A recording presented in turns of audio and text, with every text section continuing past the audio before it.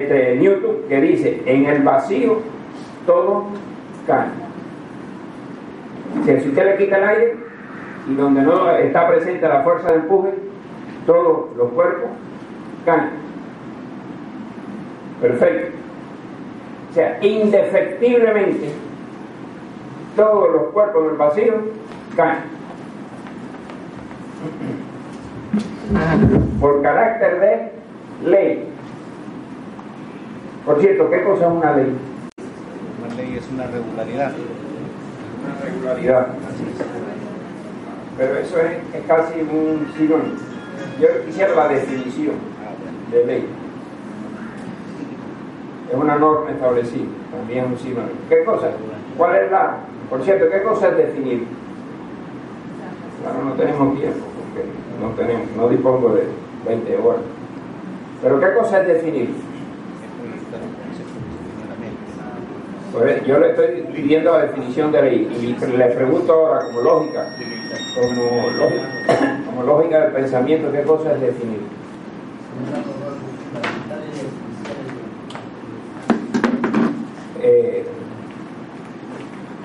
Explicitar, subrayar, digo que subrayar o como señalar los rasgos esenciales, fundamentales y esenciales. Bien, esto es una silla, ¿no? ¿Qué cosa es una silla? Yo estoy de acuerdo con lo que ustedes dicen. ¿Qué cosa es una silla? ¿Un qué? ¿Un qué? Un objeto que sirve para sentarse. El rasgo fundamental de sentarse. Pero el objeto es demasiado grande. ¿Qué cosa es una mesa? A ver, un mueble. Este es un mueble que sirve para sentarse. Y este es otro mueble que sirve para escribir. O sea, con dos rasgos, como usted ha apuntado. Mueble, sentarse. Mueble, escribir. Dos nada más. Eso es definir. ¿Y qué cosa es ley? ¿Qué cosa es ley? Verdad que no tiene dudas. Una verdad que no tiene dudas. Una verdad que no tiene duda. Es decir, que el género del concepto ley es relación. Como él ha apuntado bien, relación entre variables, puede ser. Relación, ahora agrego yo, relación entre componentes, entre signos, digamos la gramática. ¿Qué cosa es la sintaxis? Una relación entre palabras que explicitan signos. En la lógica del pensar y de comunicarse a los pueblos. O sea, que ley es relación obligatoria, esencial y general. Por cierto, ¿qué cosa es lo general? ¿Qué es lo general? Lo que abarca todo, me dijeron. ¿Y en qué se diferencia entonces lo general de lo sistémico? ¿Qué cosa es lo general? ¿Qué es lo general hoy, en este momento, aquí, de este colectivo presente? Es decir, que lo general es lo común en todos ellos. ¿Y por qué ahora la conferencia se convierte casi en un procedimiento lógico de pensamiento? Porque si no nos comunicamos, no podemos llegar a determinadas conclusiones. O sea, que la ley es obligatoria, o sea, que se cumple siempre.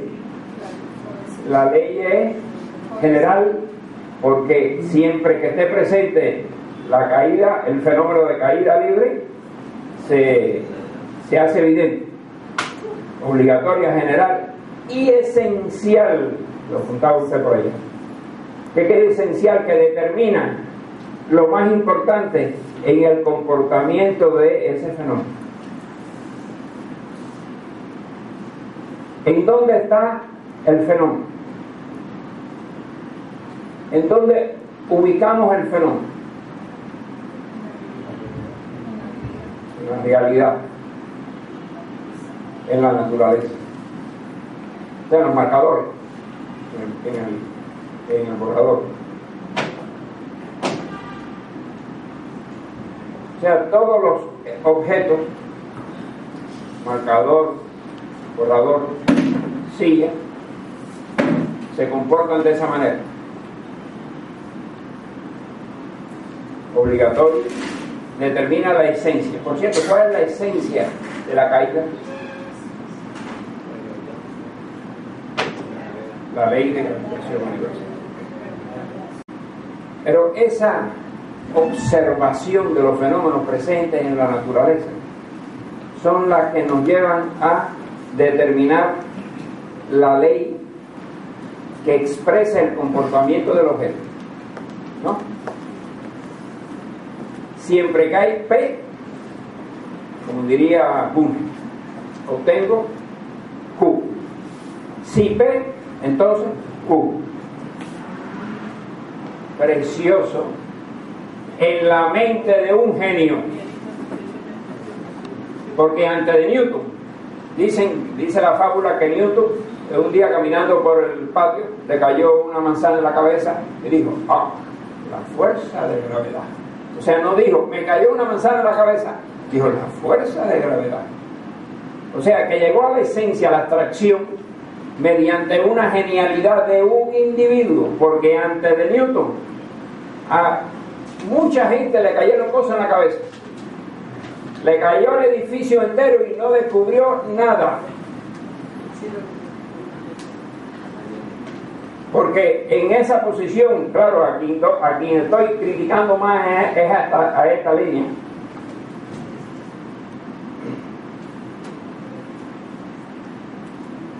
Como si sencillamente observando, generalizando, ya sabemos qué cosa es lo general, ver lo común en distintos fenómenos, la silla, el borrador, el marcador, un observador descubre la ley de gravitación universal. Mentira. En la mente de Newton, en determinado grado, ya estaba presente la ley de gravitación universal. Entonces esa situación animista que estos tontos escolásticos tipo, ¿cómo se llama el griego?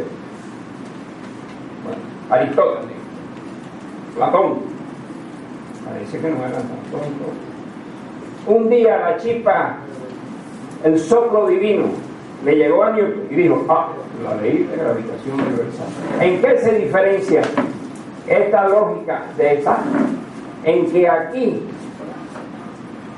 está presente el experimento para iniciar la reflexión o para validar, que ustedes apuntaban.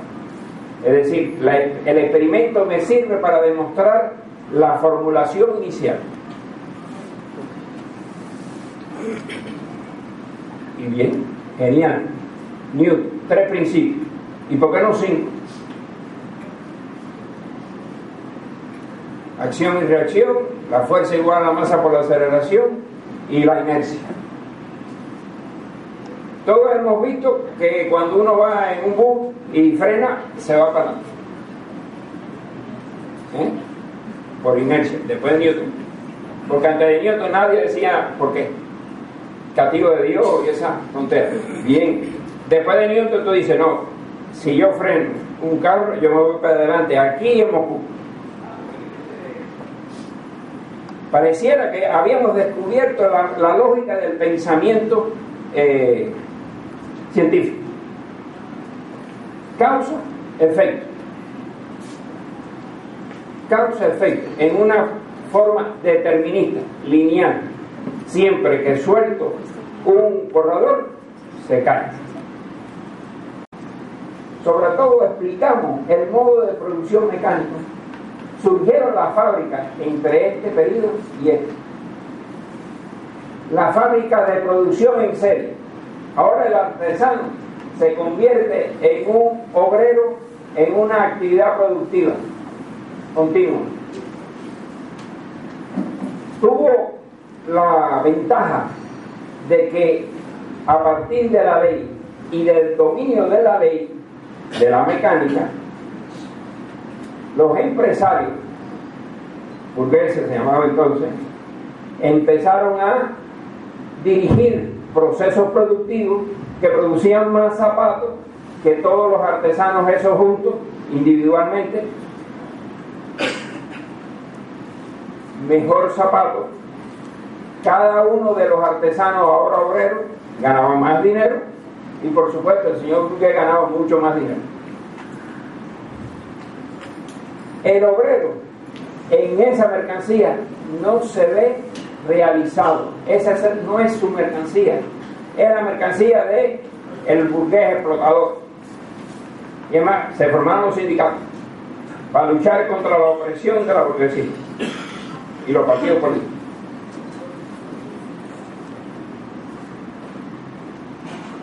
¿Qué ventaja tuvo?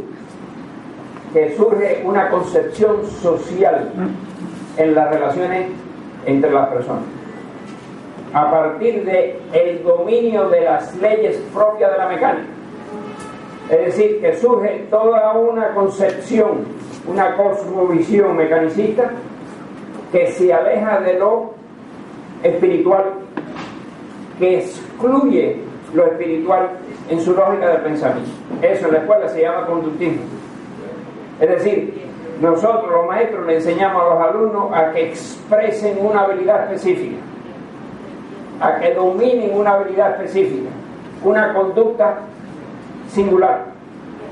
Cuando esa conducta se hace dominante y todos los obreros dominan una conducta específica, la cadena productiva se optimiza, el producto sale de más calidad y todos ganan más. Lo único que el obrero no se siente realizado con esa manera de producir.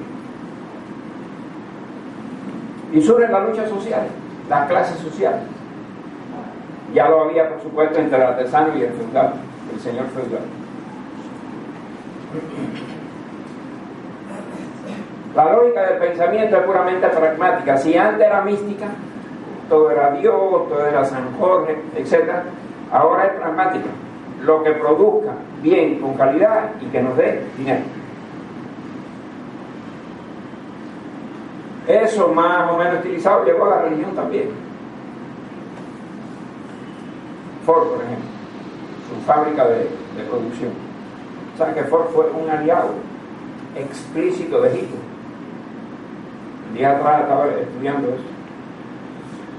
O sea que la gran democracia norteamericana, expresada a través de determinados empresarios, sin duda revolucionarios, transformadores de la producción, como Ford, tenían un pensamiento fascista. Y el fascismo justifica la muerte de 6 millones de judíos, etcétera, etcétera, como todos conocemos. Todavía hay alguien por ahí que dice que el holocausto no existía, pero bueno, también extremismo que tenemos presente en la sociedad. Y desde el punto de vista filosófico, desde el punto de vista académico, ¿qué significa ese conductismo? La reducción del escolar a la acción específica. Y ahora no se quiere un individuo muy ético, muy consecuente con el sistema social. Lo que se quiere es un individuo práctico, concreto. Bien, parecía que todo estaba resuelto. Ya la ciencia encontró la relación causa-efecto. A una causa, un efecto, que vinculaba 2 variables, 3 variables, pero siempre de la misma manera, de modo esencial, general y obligatorio. El desarrollo de la fuerza productiva generaba un tipo nuevo de relaciones sociales y la sociedad se iba transformando. O sea, a partir de una condición objetiva material que es el desarrollo de la fuerza productiva, o sea, los empresarios, las fábricas, la cadena de producción, eso generaba un cambio en la estructura social. De modo tal de que íbamos a pasar del esclavismo al feudalismo, del feudalismo al capitalismo, del capitalismo al socialismo, del socialismo al comunismo, que era el paraíso, aquí. Y en ese paraíso, en 1990 se cayó el muro de Berlín y le cayó unos cuantos gente en la cabeza. Y ya no sabían qué decir. Medio mundo dejó de ser socialista. Y los teóricos de ese socialismo dogmático, esquemático, conductista, pragmático, experimental, socialista, se le desmoronó en la cabeza. Entonces, ¿qué pasó? Con aquellas leyes rígidas, esenciales, generales y obligatorias. Porque por ahí iba el medio mundo y lo único que faltaba era la otra mitad del mundo para que todos fuéramos socialistas y después comunistas. Y los capitalistas, esos explotadores, fascistas, y esos resultaron más productivos, más esenciales y le pasaron por arriba la otra mitad del mundo. ¿Qué pasa con las leyes? ¿Qué pasa con esas leyes? Que parecían que ya era la solución de la metodología de la investigación científica. Cuando nosotros empezamos a hablar de que tiene que haber otra lógica de pensamiento, que no es la mecánica, que no es la determinista, que no es la lineal, algunos se errorizaron, se persinaron y acudieron a Bunge y esas cosas para decirte errores pedagógicos. A ver cómo es eso. Cuando yo digo que hay una respuesta entre el objetivo y el contenido, que lo que nosotros queremos aspirar en la formación del estudiante se corresponde con el contenido que se le enseña al estudiante, y que eso es una relación obligatoria, general y esencial, y eso se da con carácter de ley, lo dijeron que eso no era posible. Claro, en los años 90 nos acostumbramos a decir, oye, eso no son leyes. La de la gravedad sí, pero la de las relaciones entre los componentes educativos, del proceso de enseñanza-aprendizaje, eso no son leyes. Porque no responden sí P, entonces Q. Entonces no hay leyes, señores, ya resuelto el problema.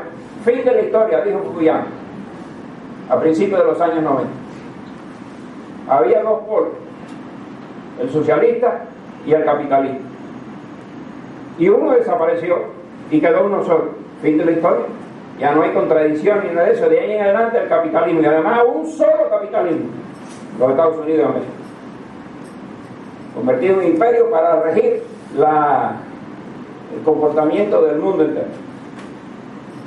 Por ahí estamos en los años 90. En los años 90 no hace tanto tiempo. Pero eso se hablaba. Y Fukuyama era o es el asesor de los Rockefeller. Tiene un apellido japonés, pero vive en Nueva York, o vivía en Nueva York, si vive todo eso. Ya dijeron algunos, bien, las ciencias sociales no tienen ley, la naturaleza sí. Pues mire, yo voy a caminar un poco para atrás en el tiempo y estoy en el 1905. Un niño de 22 años dijo que el espacio y el tiempo no son formas de ubicación del objeto de una manera absoluta, sino que depende del comportamiento del objeto para determinar si el espacio y el tiempo son dependientes del objeto. 1905, teoría de la relatividad, Albert Einstein, con 22 años. A ver si no hubo un soplo divino por ahí. Porque oigan, para decir esas cosas, porque usted dice, esto está aquí y ahora está aquí, pero lo que usted no puede decir que esto está quizás aquí o más o menos aquí, si esta cosa se mueve a una velocidad cercana a la velocidad de la luz. Son cosas que son todavía en buena medida incomprensibles, pero la realidad se comporta de esa manera, y entonces surge la teoría de la relatividad. Algunos nihilistas ya dicen que todo es relativo. No. Nosotros estamos aquí en este momento. Vamos a ver lo que es posible, que la naturaleza de las leyes cambie, y eso es lo que nosotros tenemos que darnos cuenta y no ver si P, entonces Q, porque eso es una forma simplona, determinista, lineal, y que hace mucho daño. Pero en ya les hablaba de la teoría de la relatividad de Einstein, que ponía a la masa en función del comportamiento del objeto, y la masa es una magnitud que me da la medida de la respuesta a la interacción. La interacción se expresa físicamente mediante una magnitud que se llama fuerza, y la oposición al cambio es la masa.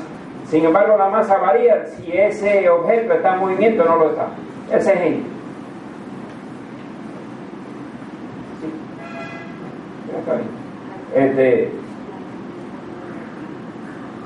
Ahora hay un personaje en el 1917, o sea, dentro de poquito va a ser un siglo, que habló y expresó el principio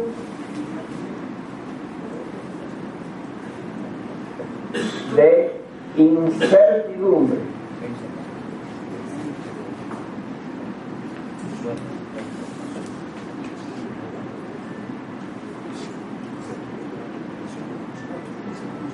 O sea, aquellas leyes rigurosas, esenciales, obligatorias, que decían que todo se cumplía así y solo así.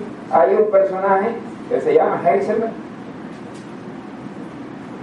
que dice, bueno, yo no sé. ¿Por qué? Porque sacó una fórmula que dice la variación de la posición por la variación de la velocidad es igual a una constante. Lambda, la constante del Planck. Delta es en cuanto puede cambiar la posición, delta E. Quiere decir que esta silla está aquí, o quizás no está aquí. Pero en cuanto puede ser que esté o no esté. Bueno, oscila aquí. Y la velocidad, ¿qué importancia tiene? Que la velocidad me dice hacia dónde se dirige la silla. Anteriormente decíamos, si esta silla lo suelto, cae. Y si el electrón lo suelto dentro del átomo, ¿qué pasa? Dice Heisenberg, no sé. Entonces, ¿dónde está la mecánica del átomo? ¿Dónde está la mecánica del átomo? La certidumbre obligatoria, lineal, determinista, si P, entonces Q, causa y efecto. Heisenberg dice, no sé. Lo único que dice es que la posible variación de la posición por la posible variación de la velocidad es un número. Pero dice más, si yo sé exactamente dónde estoy, o sea que delta se hace cero, o sea, la silla esa está ahí y solo ahí, no hay una variación. Entonces, ¿qué valor tiene la velocidad? Infinito, para que llegue a ser un número. En dos palabras, si sé dónde estoy, no sé para dónde voy. Y si sé para dónde voy, no sé dónde estoy. Imagínense eso, un físico que diga eso, hace casi un siglo. Si sé dónde estoy, no sé para dónde voy. Sin embargo, la otra ley decía, el desarrollo de la fuerza productiva implica el cambio en las relaciones de producción. Eso que es un principio. Hace un rato nos definían el principio como aquello que se generalizaba, ya sabemos lo que es general, en el comportamiento de las cosas y que se evidencia en la experiencia. Claro, esto se evidencia en la experiencia porque de ahí surgió la mecánica cuántica. ¿Y qué cosa es la mecánica cuántica?